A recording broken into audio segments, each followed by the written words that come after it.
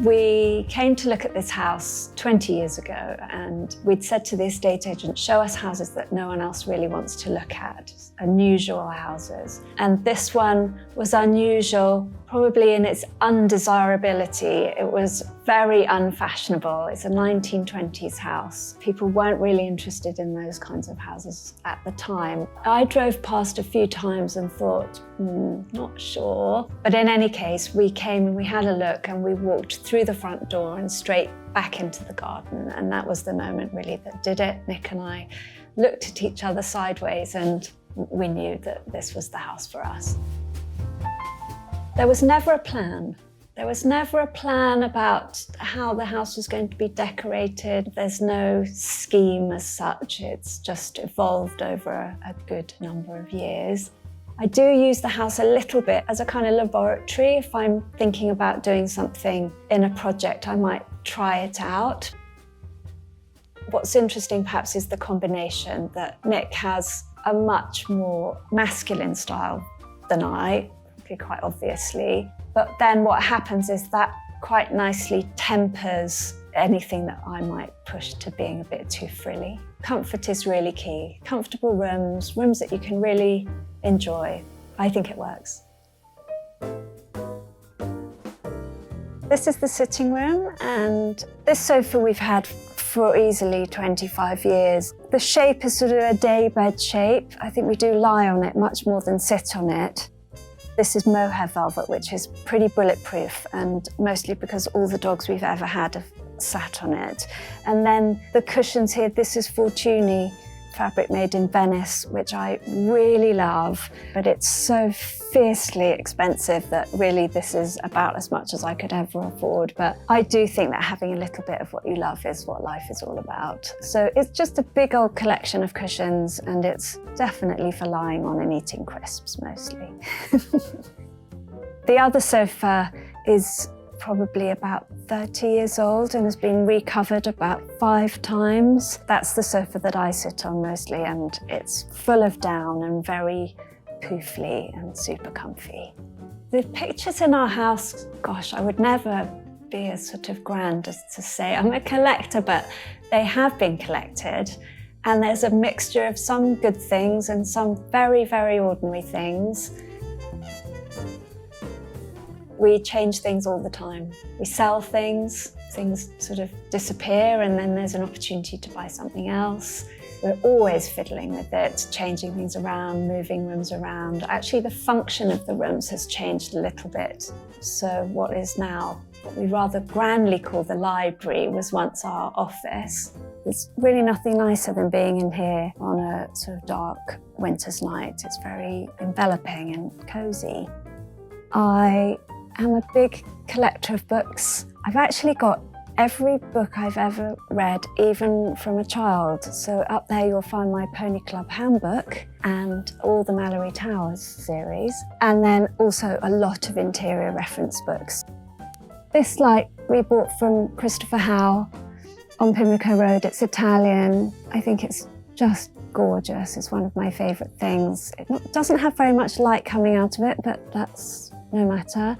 It's just such a beautiful thing. I really love it. And it's gilded metal, bronze, I think, under there.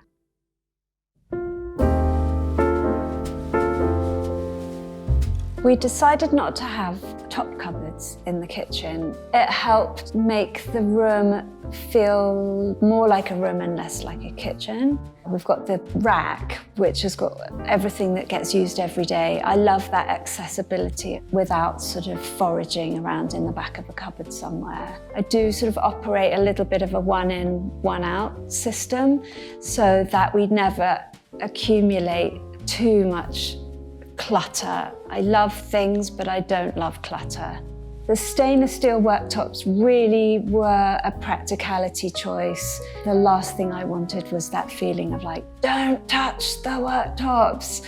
It's just so unrelaxing for everyone. So the kind of bulletproof nature of the stainless steel has really served us incredibly well. It's tempered a little bit by having the marble behind, but it's all just kind of just there for using and not for worrying about. Favourite room is probably my laundry room. it brings the most ridiculous amount of joy. There's something about the functionality of it, that it's just that. I like the fact that it's hidden behind a cupboard. These lanterns are one-to-one, life-size to scale, chalk and charcoal drawings for lanterns that were proposed for a church in France. And I guess they chose one of them. I don't know which one made the grade, but I just think they're so beautiful. The detail when you actually sort of get into them is really lovely. So they're quite masculine, which I think counters the florals on the other side of the room. We expanded the lower floor of the house, so we just spread out a little bit.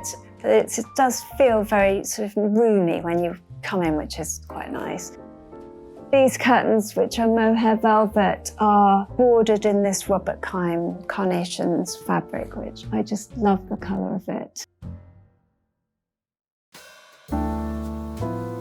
This is an English crewel work that I found in a warehouse in Park Royal. There were 3 panels, and they're originally from a 4-poster bed. This is the one that I kept.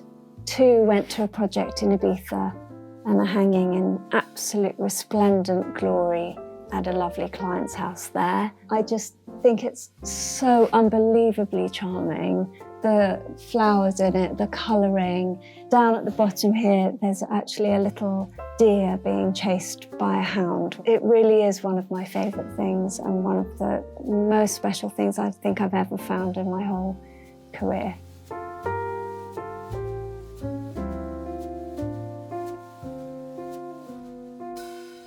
Here we are in my bedroom with this crazy wallpaper, which is a discontinued Laura Ashley paper from the 80s. I decided to use it because I couldn't really hang pictures in here. Slopey walls made that impossible, and when it was painted, it just felt very, very blah. So I collected it very, very slowly, roll by roll, when I could find it on eBay, and then eventually I had enough.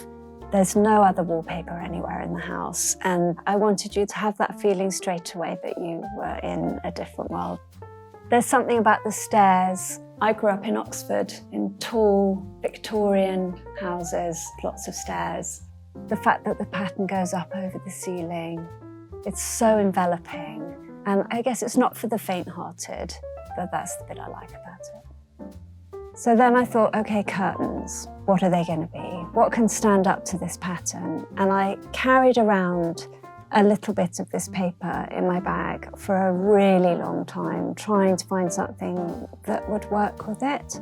And eventually I went to Benison, and this is a pattern of theirs called Chinese paper, and it just found all the colours so perfectly. And then I trimmed it with a little bit of this red binding so that you just knew where one thing started and the other stopped. I also really love my bathroom. It's the final room in the house. When you've sort of gone up and up and up, it's the last place. It is only my bathroom. No one else uses it, and I feel very sort of safe in there.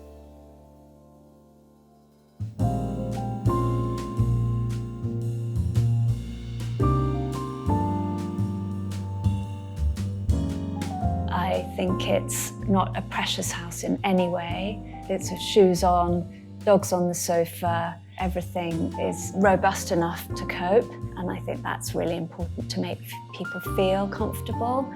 Somebody once said that I make houses that you feel you could have a good time in, which was such a lovely thing to say. I really hope it's true. Judging by the length of time people stay when they come over, I think it might be.